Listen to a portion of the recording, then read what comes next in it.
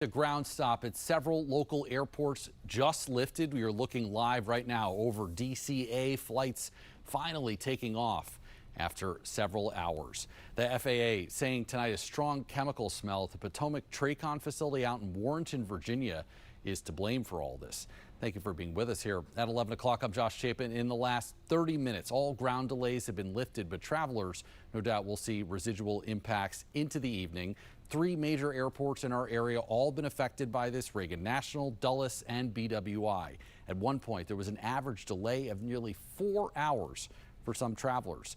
Tonight, we're hearing from a passenger who got stuck waiting, as well as an aviation expert breaking all this down. Our Liana Golden is live over at Reagan National Airport. Liana, what's the very latest there?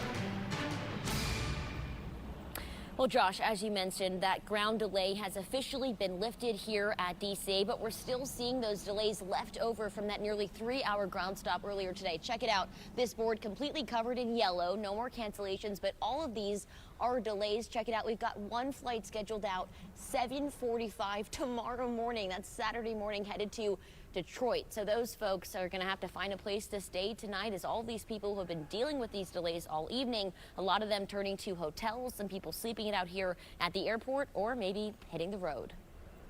Planes taking off from DCA once again Friday night, but travelers, listen, I am trying to get home. Like Alicia Calvin, still stuck after a total ground stop at DCA, Dulles, and BWI. 8:45. Then they said 9:55. I went to the counter, and then they were like, yeah, so no one's moving in the airport or out of the airport. The FAA issuing that ground stop just before 5 due to what they described as a, quote, strong chemical smell at a federal aviation facility about 50 miles outside D.C. known as Potomac Tracon. Potomac Tracon is a critical facility for air traffic control in and around the D.C.-Baltimore area. Aviation expert and WTOP anchor Dan Ronan says while all 3 airports have their own towers, Tracon is responsible for prioritizing planes well before landing or takeoff. So shutting it down, even temporarily, is a big deal. They're timing these planes, they're figuring out when they're scheduled to land, and they're sequencing them in. That's the real work of the Tracon, is following all these airplanes that are en route. The decision was made out of prudence, abundance of caution, if you will, to take everybody out. And if you take out a facility like that and shut it down, it means that hundreds of flights have to be rerouted, schedules get disrupted, and air traffic control on the East Coast becomes really impacted. So I would hope that they will start to report what it is, so that, the average person can feel okay and comfortable with resuming our travel. But I definitely want to get out of here. I want to go.